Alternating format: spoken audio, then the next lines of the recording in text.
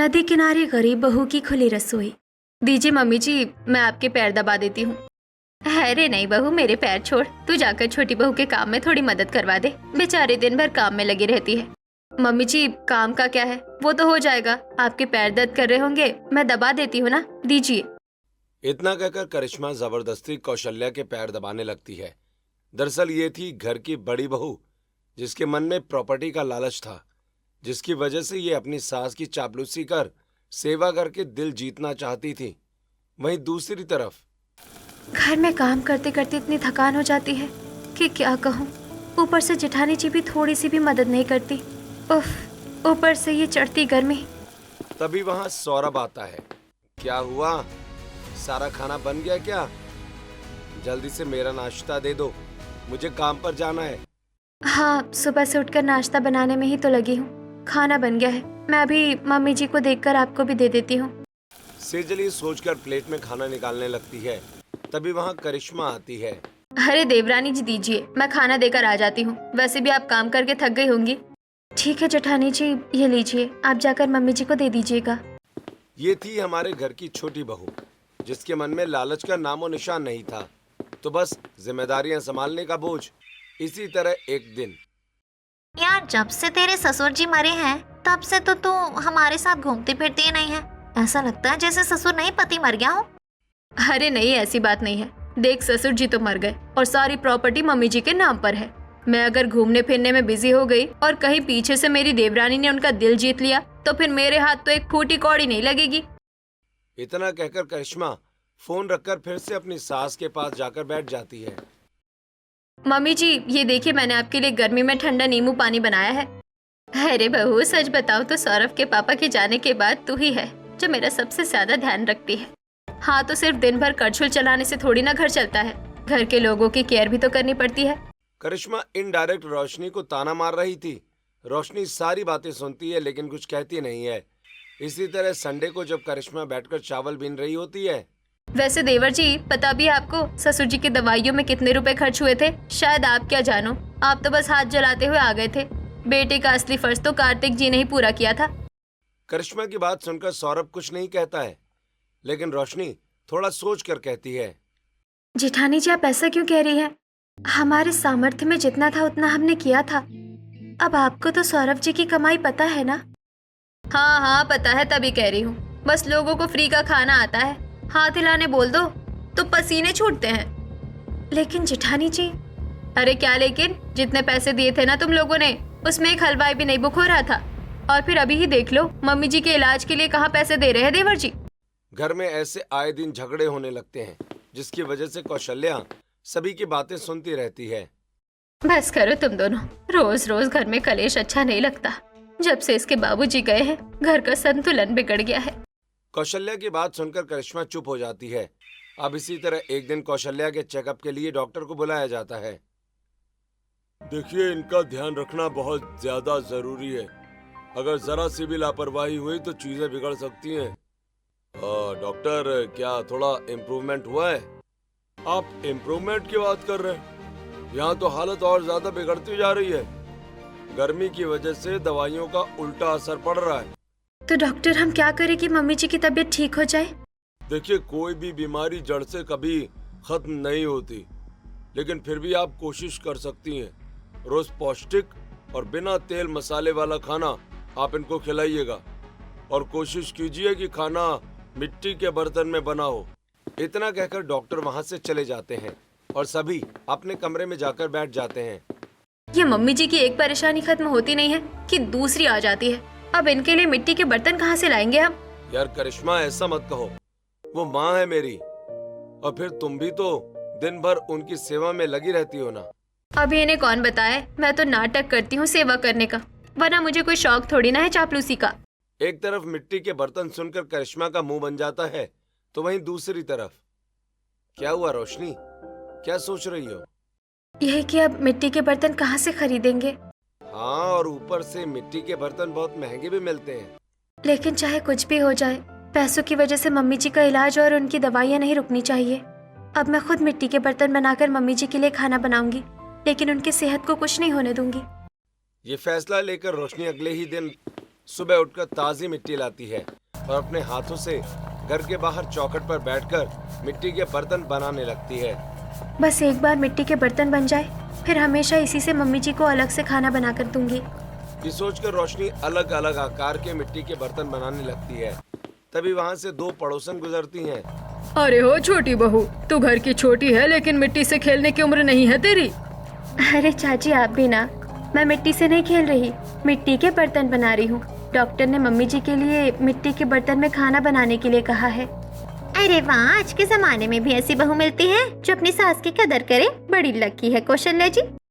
इस तरह पड़ोसन तारीफ करके चली जाती हैं और कुछ ही देर में रोशनी मिट्टी के बर्तन बनाकर चूल्हे की धीमी आंच में खाना बनाती है, जिसकी खुशबू पूरे घर में फैल जाती है। पहले ले जाकर मम्मी जी को खाना दे देती हूँ, उनकी दवाइयों का भी टाइम हो गया है, फिर हम सबके लिए बाद में बना लूंगी। ये सोचकर रोशनी खुद से खाने की प्लेट तैयार करके कौशल्या को ले जाकर खिलाती है। अरे वाह बहू, मानना पड़ेगा तेरे हाथों में स्वाद बड़ा है। बिना तेल मसाले का भी तूने इतना टेस्टी खाना बनाया है। अगर ऐसा खाना मिले तो तेल मसाले की क्या जरूरत।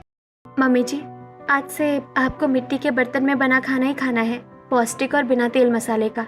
इतना कहकर रोशनी वापस अपने काम में लग जाती है।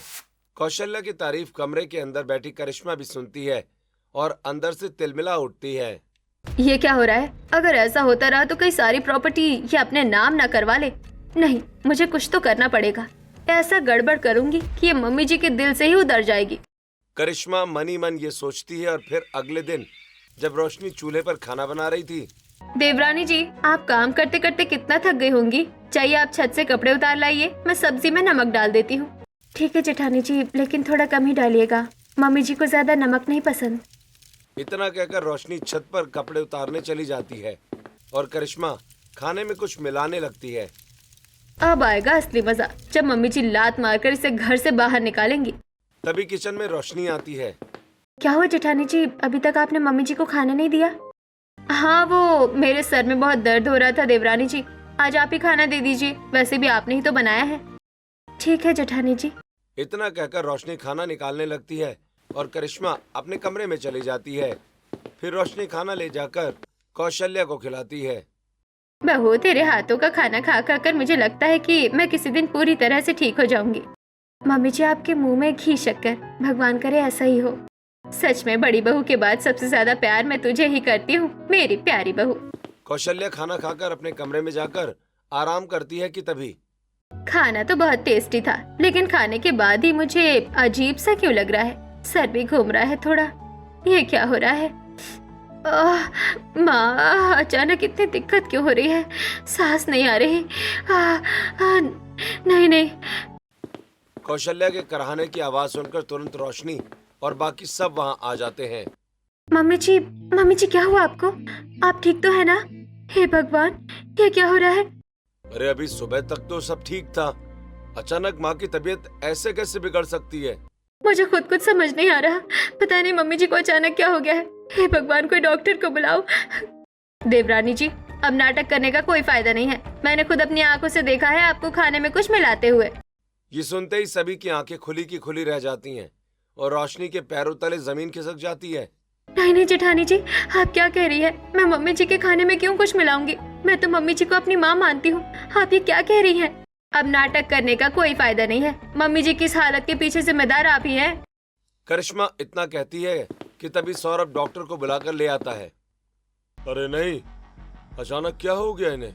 आप सब पीछे हटिए, थोड़ा खुली हवा आने दीजिए, मैं इनका अभी चेकअप करता हूँ। कौशल्या बेहोश हो जाती है और डॉक्टर कौशल्या का चेकअप करते हैं और फिर देखिए उनकी हालत बहुत ज्यादा क्रिटिकल हो गई है, आप लोगों को इनका बहुत ध्यान रखना पड़ेगा। वैसे इन्होंने सुबह से क्या खाया है? कुछ नहीं, अपनी छोटी बहू के हाथ का बना खाना। जरूर खाने में कुछ ऐसी चीज मिली थी जिसकी वजह से इनका ये हाल हुआ है। आप लोगों को इन्हें पौष्टिक, सात्विक, बिना मिलावट का मिट्टी के बर्तन में बना खाना ही खिलाना है। आप लोग इनका ध्यान रखिएगा, शाम तक होश आ जाएगा इन्हें। इतना बोलकर डॉक्टर वहां से चले जाते हैं और रोशनी फूट फूट कर रो रही होती है। तभी कुछ देर के बाद शाम को कौशल्या को होश आता है। मम्मी जी, आप मेरा विश्वास कीजिए, मैंने खाने में कुछ नहीं मिलाया था। मैंने अपनी आंखों से देखा था, मुझे तो ऐसा लगता है कि रोशनी मम्मी जी की जान लेना चाहती है। रोशनी का इस घर में रहना मम्मी जी के लिए सही नहीं है। नहीं जेठानी जी, आप ये क्या कह रही है? आप ऐसे कैसे कह सकती है? बल्कि नमक तो बस बहुत हुआ। रोशनी बहू, मैंने सोचा नहीं था तू इतना नीचे गिर सकती है। निकल जा मेरे घर से तू। लेकिन मम्मी जी, सौरभ जी आप मम्मी जी को समझाइए ना, मैं ऐसा नहीं कर सकती। आपको तो मुझ पर विश्वास है ना। चलो रोशनी, अब हम यहाँ नहीं रहेंगे। जब माँ को ही हम पर विश्वास नहीं तो हमारा यहाँ रहना किस काम का? नहीं नहीं नहीं नहीं नहीं, ऐसा नहीं हो सकता। आप अब समझाने की कोशिश कीजिए। रोशनी गिड़गिड़ाते रह जाती है। उसकी बात पर कोई विश्वास नहीं करता और आखिरकार अंधेरी भरी रात में सुनसान सड़कों पर रोशनी और सौरभ अपना थोड़ा सा सामान लेकर निकल पड़ते हैं। सौरभ जी, आपने मम्मी जी को समझाने की कोशिश क्यों नहीं की? मैं ऐसा नहीं कर सकती। हाँ रोशनी, मुझे तुम पर पूरा विश्वास है। तुमने ऐसा नहीं किया है, लेकिन अभी मम्मी को समझाना मतलब उनके दिमाग पर प्रेशर डालना, और इससे मम्मी की तबीयत और ज्यादा बिगड़ सकती थी, और मैं ये नहीं चाहता था। लेकिन अब इस आधी रात में अकेले हम कहाँ जाएंगे, कहाँ रहेंगे? आपने जॉब क्यों छोड़ दी? घर के आपसी झगड़ों की वजह से काम पर ध्यान नहीं दे पाया, जिसकी वजह से सर ने मुझे काम से निकाल दिया यार। एक दूसरे से बातें करते हुए रोशनी और सौरभ आगे चलते जा रहे थे कि तभी एक कुत्ता उन्हें दौड़ा लेता है और वो दौड़ते दौड़ते मंदिर में पहुंचते हैं। हे भगवान, अब तो रास्ते में भी हमारा गुजारा नहीं हो सकता। कहाँ फंस गए हम? आप परेशान मत होइए, शायद ये भगवान का ही संकेत था जो हम इस मंदिर में आए हैं। आज रात हम यहीं रुकेंगे। ठीक है रोशनी, जैसा तुम कहो। इसके अलावा हमारे पास कोई और दूसरा रास्ता भी तो नहीं है। ये सोचकर सौरभ और रोशनी मंदिर में ही पूरी रात काट देते हैं और फिर अगली सुबह घर ढूंढने निकलते हैं। हाँ, ये घर अच्छा है। भाड़ा कितना होगा? तुम्हारी हालत देखकर तो नहीं लग रहा कि तुम लोग भाड़ा भी दे पाओगे। जो भी हो, इस घर का भाड़ा 5,000 है। क्या 5,000? हाँ, तो क्या मुफ्त का घर चाहिए? चलो निकलो यहाँ से। पैसे नहीं है तो फिर मुंह उठाकर आ क्यों जाते हो? इस तरह रोशनी और सौरभ हर जगह घर ढूंढने की कोशिश करते हैं, लेकिन कम पैसे होने की वजह से कहीं घर नहीं मिलता और वो दोनों हार मानकर दोबारा मंदिर पहुंचते हैं। अरे ये तो रोशनी बेटी है। ये कल रात को भी यहाँ मंदिर में ही थी। आखिर बात क्या है? ये सोचकर पंडित जी तुरंत रोशनी के पास जाते हैं। क्या हुआ रोशनी बिटिया, कोई परेशानी है क्या? तुम लोग कल रात को भी मंदिर में ही थे और फिर आज भी? नहीं चाचा, कुछ नहीं हुआ। भाई, मैं तो तुम्हें बचपन से जानता हूँ। चलो अब पूरी सच्चाई बताओ, बात क्या है? पंडित जी के बार बार पूछने पर रोशनी हार मानकर पूरी बात बता देती है। बेटा, ये सब गलतफहमी की वजह से हुआ है। इसमें तुम खुद को दोष मत दो। लेकिन पंडित जी, इस गलतफहमी की वजह से हमारा सब कुछ बर्बाद हो गया। हम कहाँ रहेंगे? भाई देखो, अगर तुम दोनों चाहो तो नदी के पास मेरे एक कमरे का छोटा सा मकान है, वहाँ रह सकते हो। लेकिन फिर आप? बेटी, मैं अब तीर्थ यात्रा पर जा रहा हूँ। वापस आऊं या ना आऊं, क्या भरोसा। इसलिए ये लो घर की चाबी और आज से वहीं रहना। पंडित जी की बात सुनकर रोशनी और सौरभ खुश हो जाते हैं और चाबी लेकर नदी किनारे एक छोटे से घर में पहुंचते हैं, जहां टूटी दीवारें और मकड़ी का जाला देखकर सौरभ परेशान हो जाता है। हमारा गांव का घर भी इससे ज्यादा बड़ा है, क्या हम यहाँ रह पाएंगे? सौरभ जी, रहने के लिए मकान नहीं बल्कि अपनों का साथ जरूरी है, और आप है ना मेरे साथ। हम दोनों यहाँ रह लेंगे। इतनी परेशानी में भी तुम मुस्कुरा कैसे सकती हो रोशनी? क्योंकि आप हमेशा मुझ पर विश्वास करते हैं। फिर रोशनी पूरा घर साफ करती है और सारा सामान शिफ्ट करती है। रोशनी, मैं बाहर कहीं काम ढूंढने जा रहा हूँ। तुम कल से भूखी हो, मुझे पता है। तुम कहोगी नहीं, लेकिन मेरा इंतजार करना, मैं पैसे लेकर जरूर आऊंगा। ठीक है, तब तक मैं घर में चूल्हा बना लेती हूँ। रोशनी की बात सुनकर सौरभ बाहर काम ढूंढने निकल जाता है और वहीं रोशनी घर में चूल्हा बनाने की तैयारी शुरू कर देती है। एक ही कमरे का घर है, अगर यहाँ चूल्हा बनाए तो रहना मुश्किल हो जाएगा। एक काम करती हूँ, घर के बाहर नदी के पास चूल्हा बना लेती हूँ। ये सोचकर रोशनी घर के बाहर नदी के पास चूल्हा बनाने लगती है। वहीं दूसरी तरफ सौरभ जगह जगह घूम घूम कर काम मांगता है। देखिए, अगर कोई सा भी काम हो तो मुझे दे दीजिए। मैं कुछ भी करने के लिए तैयार हूँ, थोड़े कम पैसे ही सही। अरे बहुत दिनों से एक वर्कर की कमी तो है, इसे ही रख लेता हूँ कम दाम में। ठीक है, कल से काम पर आ जाना। सच में मालिक? Thank you. वैसे हो सके तो आप 50 रुपए दे दीजिए, कल में से काट लीजिएगा, मैं घर आटा चावल ले जाऊंगा। वैसे भी इतने कम दाम में तो कोई काम करेगा नहीं, वो भी इस गर्मी में। इसे 50 रुपए दे देता हूँ और फिर हमेशा एहसान जताऊंगा। ये सोचकर धनीमल सौरभ को 50 रुपए दे देता है और सौरभ घर वापस जाते वक्त थोड़ा सा चावल और दाल लेकर जाता है। अरे आ गए आप। 100 जगह धक्के खाने के बाद ही सही, लेकिन काम मिल गया और थोड़ा एडवांस पेमेंट लेकर मैं दाल और चावल लाया हूँ। ठीक है, आप हाथ मुंह धो लीजिए, मैं अभी खाना बनाती हूँ। रोशनी की बात सुनकर सौरभ हाथ मुंह धोता है और रोशनी चूल्हे पर खाना बनाना शुरू करती है। अच्छा हुआ छोटा घर सही, लेकिन कम से कम नदी के किनारे मिला है। घर के बाहर आराम से चूल्हे पर खाना तो बना पा रही हूँ। ये सोचते सोचते रोशनी जल्दी जल्दी खाना बनाती है और पूरे 2 दिन के बाद रोशनी और सौरभ एक साथ बैठकर खाना खाते हैं। फाइनली आज 2 दिनों के बाद खाना मिल गया है। बचपन में पापा तो मुझे 2 घंटे भी भूखा नहीं रहने देते थे। सच में माँ बाप जैसा प्यार तो कोई नहीं दे सकता, लेकिन ये वक्त भावुक होकर टूटने का नहीं, हिम्मत जुटाकर आगे बढ़ने का है। सच में रोशनी, तुम्हारी जैसी पत्नी पाकर मैं बहुत खुश हूँ। चाहे जितनी भी परेशानियां हो, तुम सबका डटकर सामना करने के लिए हमेशा तैयार रहती हो। दोनों आपस में बातें करते हुए खाना खाते हैं और बिना पंखे के ही जमीन पर चटाई बिछाकर सो जाते हैं। एक कमरे के बने घर में रहना मुश्किल था, लेकिन फिर भी रोशनी कभी सौरभ से कंप्लेंट नहीं करती और हमेशा चेहरे पर मुस्कान बनाकर कम पैसों में ही घर को चलाने की कोशिश करती है। घर के अंदर तो जरा सी भी जगह खाली नहीं है। एक काम करती हूँ, यही नदी के पास ही अपनी रसोई बना लेती हूँ। वैसे भी आजकल कोई नदी में नहाने कहाँ ही आता है। ये सोचकर रोशनी नदी के पास अपनी छोटी सी रसोई बना लेती है और चूल्हे पर कभी सूखी रोटी तो कभी आलू की भुजिया बनाती है और उसे भी बड़े प्रेम से खाती। सच कहूँ रोशनी, तो तुम्हारे हाथों की सूखी रोटी भी अमृत जैसी लगती है और तुम बनाती भी इतने प्यार से हो। खाना चाहे रूखा सूखा ही क्यों ना हो, अगर प्यार से बनाया जाए तो उसमें स्वाद जरूर आता है। अब इसी तरह दिन बीतते हैं। फिर एक दिन जब रोशनी नदी के किनारे अपनी रसोई कर रही थी, ला ला ला ला ला ला ला, तभी नदी के पास नाव से एक बूढ़ा आदमी आता है।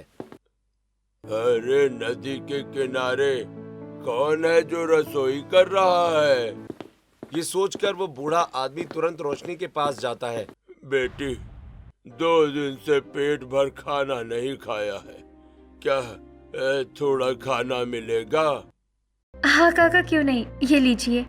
इतना कहकर रोशनी अपने खाने की प्लेट, जिसमें बाजरे की रोटी और साग था, वो रामू को पकड़ा देती है। रोशनी, ये तो आखिरी खाने की प्लेट थी ना, तुम्हारे लिए। किसी भूखे को खाना खिलाने से कभी घर खाली नहीं रहता, और फिर मैं रात को खाना खा लूंगी। वाह बेटी, तेरे हाथों में तो जादू है, जादू। कितना स्वादिष्ट खाना बनाया है तूने। आखिर खाकर दिल खुश हो गया। इस मुसाफिर को इतने दिनों बाद माँ जैसे हाथों का स्वाद मिला है। काका, अगर ऐसी बात है तो आप यहाँ कल भी आ सकते हैं, मैं आपके लिए खाना बना कर रखूंगी। क्या सच में बेटी? ये बाजरे की रोटी तू कल मुझे खिला सकती है? फिर मैं कल जरूर आऊंगा। इतना कहकर वो मुसाफिर वहां से चला जाता है, पर रोशनी भूखी रह जाती है। अब इसी तरह हर रोज वो मुसाफिर आता और रोशनी के हाथों का खाना खाता। फिर एक दिन, बेटी आज मेरे साथ कुछ बच्चे भी आए हैं, क्या तू उन्हें भी खाना खिला देगी? अगर मैंने इन्हें खाना खिलाया तो मेरे लिए खाना नहीं बचेगा, लेकिन क्या फर्क पड़ता है, बच्चों का पेट भरना तो भगवान का पेट भरने जैसा है। ये सोचकर रोशनी अब आए दिन सुबह खुद भूखी रहकर रामू काका के साथ आए बच्चों और रामू काका को फ्री में खाना खिलाने लगती है। ऐसे ही एक दिन, सच में तुम्हारा दिल कितना बड़ा है रोशनी, खुद भूखी रहकर दूसरों का पेट भरती हो। इतना कहकर सौरभ काम पर चला जाता है और तभी फिर वो काका कुछ बच्चों के साथ आते हैं और रोशनी हल्की मुस्कान के साथ उन्हें फिर खाना खिलाती है। बेटी तू थोड़ी पागल है क्या? आए दिन मुझे फ्री में खाना खिलाती है, कब तक ऐसा करेगी? अब तू भी अपना एक छोटा सा बिजनेस खोल ले, देखना तेरे हाथों में बहुत स्वाद है, भगवान जरूर साथ देंगे। जी काका। रोशनी उस वक्त बात को अनदेखा कर देती है, लेकिन फिर रात को सोते वक्त पूरी रात सोचती है। क्या काका ने सही कहा? क्या मैं बिजनेस खोल सकती हूँ? लेकिन सब कुछ हैंडल कैसे होगा? ऐसे ही रात बीत जाती है, जहाँ अगले दिन सुनो जी, मैं सोच रही थी कि क्यों ना मैं नदी किनारे अपनी छोटी सी रसोई को एक ढाबे में बदल दूं और खाना बनाकर बेचूं। लेकिन सब्जियां कितनी महंगी मिलती हैं, पता है ना तुम्हें? और फिर लोग तुम्हारे हाथों का खाना क्यों खाएंगे? मैं पौष्टिक और कम तेल मसाले वाला खाना बनाऊंगी, सस्ते दामों में बेचूंगी, ज्यादा नहीं तो कुछ लोगों को जरूर पसंद आएगा। रोशनी की आंखों में उमंग देखकर सौरभ रोशनी का साथ देने के लिए राजी हो जाता है। कुछ दिन रोशनी बाहर से सब्जियां खरीदकर खाना बनाती है, लेकिन फिर बाहर से सब्जी खरीदने की वजह से तो सारे पैसे उसमें चले जाते हैं। क्यों ना मैं नदी किनारे खेती कर लूं, पानी की भी कमी नहीं होगी और सड़ी हुई सब्जियों से खाद बना लूंगी। ये सोचकर रोशनी नदी किनारे रसोई के साथ साथ खेती करना भी शुरू कर देती है। हे भगवान, यहाँ कितनी गर्मी लग रही है। एक बार बीज बोकर खेती की सिंचाई कर लूं, फिर काम आसान हो जाएगा। रोशनी पूरे 2 हफ्ते बीज बोने के बाद खेत की सिंचाई करती है। जब थोड़ी थोड़ी सब्जियां उगने लगती हैं, तब रसोई संभालना, खेत संभालना सब मेरे बस की बात नहीं। क्यों ना मैं सौरभ जी को भी मेरा हाथ बटाने के लिए कहूँ। ये सोचकर रोशनी सौरभ से इस बारे में बात करती है। ठीक है रोशनी, अगर तुम ऐसा ही चाहती हो तो मैं तुम्हारा साथ देने के लिए तैयार हूँ।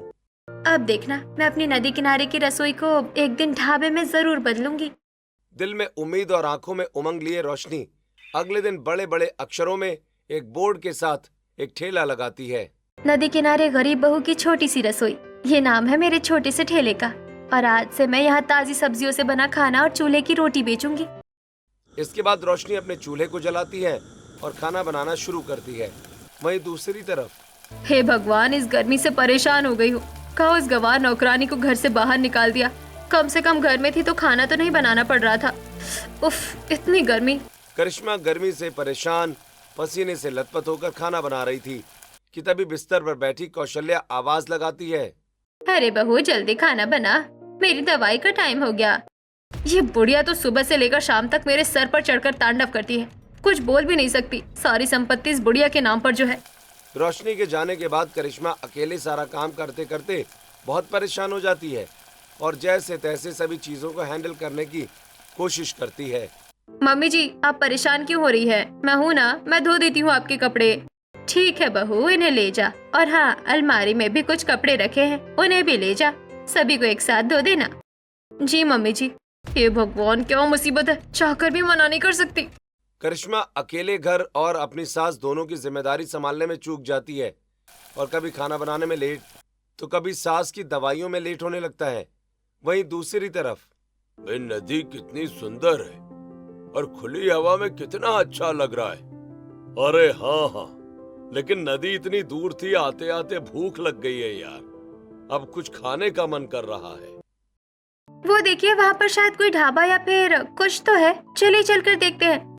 जितने भी लोग नदी घूमने आए थे सभी भूख लगने की वजह से किनारे के पास जाते हैं। अरे ये देखो, ये औरत कुछ बेच रही है। कितने रुपए के हैं एक प्लेट? जी बस 50 रुपए प्लेट। अरे वाह, फिर ठीक है, हम सबको एक एक प्लेट दे दो। रोशनी प्लेट लगाकर देती है। जैसे ही सब खाना खाते हैं, अरे वाह भाई वाह, कितनी टेस्टी रोटी है ये। हाँ, मुझे तो साग रोटी बिल्कुल भी नहीं पसंद, लेकिन चूल्हे पर बने खाने का तो स्वाद ही अलग है। ऊपर से खाना भी इतना सस्ता और ताजा है। खुली हवा में खाने का तो मजा ही कुछ और है। अगर हम दोबारा कभी फिर आएंगे तो यहाँ खाना जरूर खाएंगे। वैसे रोशनी जी, आप एक और प्लेट लगा दीजिए। रमेश की बात सुनकर रोशनी रमेश को एक और प्लेट लगा देती है। अब इसी तरह जो लोग भी नदी के पास घूमने आते, भूख लगने की वजह से रोशनी के चूल्हे पर बना खाना ही खाते थे। रोशनी, सच में तुम्हारी वजह से आज हमारे घर में भी अच्छा खाना बनने लगा है। मेरी वजह से नहीं, भगवान की कृपा की वजह से। खेती की वजह से इतनी गर्मी में भी अच्छे से सब्जियां उग रही है और नदी किनारे रसोई भी। अब इसी तरह एक दिन एक इन्फ्लुएंसर नदी किनारे घूमने टूर पर आता है और वीडियो बना रहा होता है। हेलो दोस्तों, आज मैं आया हूँ नदी घूमने। वैसे मुझे बहुत ज्यादा भूख भी लग रही है, तो कुछ खाने के लिए तो मुझे मिल ही नहीं रहा है। देखिए वहाँ एक औरत चूल्हे पर खाना बना रही है। चलिए वहाँ का खाना टेस्ट करते हैं। रोहित वीडियो बनाते हुए रोशनी के पास आता है और रोशनी के ठेले का खाना टेस्ट करता है। Oh my god, it's really like a heaven. सच में ये खाना बहुत ज्यादा टेस्टी है, बिल्कुल अमृत जैसा। दोस्तों, अगर आप भी कभी यहाँ आए तो गरीब बहू की नदी वाली रसोई का खाना खाकर जरूर जाइएगा। आप ये क्या कर रहे हैं? अरे कुछ नहीं, आप घबराइए मत। मैं तो बस वीडियो बना रहा था, और अगर वीडियो वायरल हुई तो आपके कस्टमर बढ़ेंगे। इतना कहकर रोहित चला जाता है। दिन बीतते हैं, वीडियो वायरल हो जाता है, जिसकी वजह से रोशनी के ग्राहक बढ़ जाते हैं और धीरे धीरे रोशनी फेमस हो जाती है। वहीं दूसरी तरफ करिश्मा के कम ध्यान रखने की वजह से कौशल्या को लकवा मार देता है। देखिए, इनका लगभग ठीक करना मेरे बस की बात नहीं है। जितना इन्हें प्रोटीन और पौष्टिक खाना मिलेगा, उतनी ही जल्दी ये रिकवरी कर सकती हैं। सिर्फ दवाइयों से ठीक नहीं होंगी। हे भगवान, मैं पौष्टिक खाना कहाँ से लाऊं? यहाँ तो ना ताजी सब्जियाँ मिलती हैं और ना ही कुछ और। कौशल्या को लकवा मार देख करिश्मा बहुत ज्यादा परेशान हो जाती है। तभी एक दिन पड़ोसन घर आती है। अरे बेचारी, तेरी सास के साथ तो बहुत बुरा हुआ। वैसे अगर तू अकेले ये सब नहीं संभाल पा रही तो नदी के किनारे एक औरत है जो बहुत टेस्टी और ताजी सब्जियों से स्वादिष्ट खाना बनाती है और खेती भी खुद ही करती है। वाह आंटी, आपने तो मेरी प्रॉब्लम ही खत्म कर दी। अब मैं रोज वहीं से खाना खरीद लूंगी। ये सोचकर करिश्मा अगले ही दिन नदी के किनारे पहुंचती है, लेकिन एक छोटे से ढाबे पर खाना बेच रही औरत को देखकर हैरान रह जाती है। अरे ये तो रोशनी है। घर से बाहर निकलने के बाद इसने इतनी तरक्की कर ली। अब इससे जाकर खाना कैसे खरीदूं? करिश्मा अपना चेहरा छिपाती है और चुपके से जाकर रोशनी से खाना खरीदती है और फिर घर आकर कौशल्या को खिलाती है। वाह, बहुत दिनों बाद जाकर पेट भरा है खाना खाकर। वैसे स्वाद बिल्कुल जाना पहचाना सा है। कहाँ से लाई है तू ये खाना? अब मैं इन्हें कैसे बताऊं, इन्हीं की छोटी बहू के हाथ का बना खाना है ये। लेकिन जो भी हो, मैं ये सच्चाई कभी सामने नहीं आने दूंगी। ये सोचकर करिश्मा कभी भी कौशल्या को सच्चाई नहीं बताती है। अब इसी तरह दिन बीतने लगते हैं। करिश्मा हमेशा रोशनी के हाथ का बना खाना ही कौशल्या को खिलाती है। धीरे धीरे कौशल्या का लकवा ठीक हो जाता है। बहू, वो कौन है जिसने मुझे नई जिंदगी दी है? मुझे उससे मिलना है। मम्मी जी, आप उससे मिलकर क्या ही कीजिएगा, छोड़िए ना। बहू मुझे मना क्यों कर रही है? मुझे उस लड़की से मिलना है, मतलब मिलना है। ठीक है ना, अगर आपको उससे मिलने की इतनी उत्सुकता है तो मैं आपको वहाँ लेकर चलूंगा। अरे लेकिन माँ इतनी दूर जाकर क्या करेंगी? परेशान हो जाएंगी, थक जाएंगी। कार्तिक करिश्मा की बात नहीं सुनता और कौशल्या को लेकर नदी किनारे गरीब बहू के ढाबे पर पहुंच जाता है। अरे ये तो रोशनी बहू है। मतलब इतने दिनों से मैं रोशनी बहू के हाथों का खाना खा रही थी। मेरे घर से बाहर निकलने के बाद भी रोशनी ने इनडायरेक्टली मेरा ख्याल रखा, जबकि करिश्मा बहू ने हाथ खड़े कर दिए थे। धीरे धीरे कौशल्या को यह एहसास होता है कि जब तक रोशनी घर में थी तो कौशल्या ठीक थी। जैसे ही रोशनी चली गई तो कौशल्या की तबीयत भी बिगड़ गई। मतलब इन सब के पीछे रोशनी का नहीं बल्कि करिश्मा का हाथ था। और ये पता चलते ही नम आंखों से कौशल्या रोशनी के पास जाती है। बहू मुझे माफ कर दे, पूरी सच्चाई जाने बिना मैंने तुझे घर से बाहर निकाल दिया। मम्मी जी, आप ऐसा क्यों कह रही है? इतने दिनों तक जेठानी जी ने ही तो आपका ख्याल रखा है। नहीं बहू, करिश्मा ने नहीं बल्कि तूने मेरा ध्यान रखा है। करिश्मा मुझे खाना तो खिलाती थी, लेकिन वो खाना तेरे हाथों का होता था। तेरे इस खाने और भगवान से मांगी दुआ की वजह से ही मैं ठीक हूँ। सौरभ भाई, मुझे माफ कर दे। जब माँ ने तुझे घर से बाहर निकाला था तब मुझे तेरा साथ देना चाहिए था, लेकिन मैंने ऐसा नहीं किया। उसके बावजूद देखो, आज तू मुझसे भी आगे है। अरे नहीं भैया, आप मुझसे बड़े हैं, आपको माफी मांगने की कोई जरूरत नहीं है। लेकिन अगर रोशनी ने खाने में कुछ नहीं मिलाया था तो फिर किसने मिलाया था? तभी वहाँ करिश्मा आती है और रोते हुए रोशनी के पैरों में गिर जाती है। देवरानी जी, मुझे माफ कर दीजिए। उस दिन खाने में मिलावट मैंने की थी, मम्मी जी को नुकसान पहुंचाने के लिए नहीं, बल्कि आपसे जलकर। मैं नहीं चाहती थी कि मम्मी जी आपको अपनी ज्यादा अच्छी बहू माने, सिर्फ इसलिए। लेकिन फिर भी चाहकर भी मैं आपको सबसे दूर न कर पाई। जेठानी जी, आपको आपकी गलती का एहसास हो गया है, मेरे लिए वही बहुत है। सभी एक दूसरे से माफी मांग रहे थे, तभी वहां पर वही मुसाफिर रामू काका नाव से दोबारा आते हैं। देखा बेटी, मैंने कहा था ना, हाथों का हुनर कभी किसी से छिपता नहीं है। काका, आज आपकी वजह से ही मैं यहाँ तक पहुँच पाई हूँ, लेकिन कभी घमंड नहीं करूँगी। मैं वादा करती हूँ, यहाँ से कभी कोई भूखा नहीं जाएगा। सच में देवरानी जी, हम किसी के पैर पीछे की तरफ खींच सकते हैं, लेकिन उसे आगे बढ़ने से कभी नहीं रोक सकते। वो कहते हैं ना, जाको राखे साइया मार सके ना कोई। ऐसे ही कौशल्या रोशनी के साथ रहने लगती है और पूरा परिवार हर संडे को मिलने का फैसला लेता है। और फिर 2 महीने में रोशनी अपने छोटे से ढाबे को एक बड़े से रेस्टोरेंट में बदल लेती है। फिर एक संडे। सही कहा आपने। किसी ने सच ही कहा था, खुशियाँ पैसों से नहीं बल्कि अपनों के साथ से मिलती है। रोशनी बहू ने ही साबित कर दिया कि बड़ा घर धन से नहीं बल्कि बहू के बड़े दिल से बनता है। सच में रोशनी ने मेरा तब साथ दिया है जब मैं खुद टूट चुका था, और आज रोशनी की वजह से नदी के किनारे छोटी सी रसोई एक बड़े से रेस्टोरेंट में बदल गई है। ये सब कुछ मेरी नहीं बल्कि भगवान की कृपा और सौरभ जी आपके साथ की वजह से हुआ है। इस तरह रोशनी के सारे रिश्ते एक हो जाते हैं, जिसके साथ वो खेती और अपना ढाबा दोनों चलाने लगती है।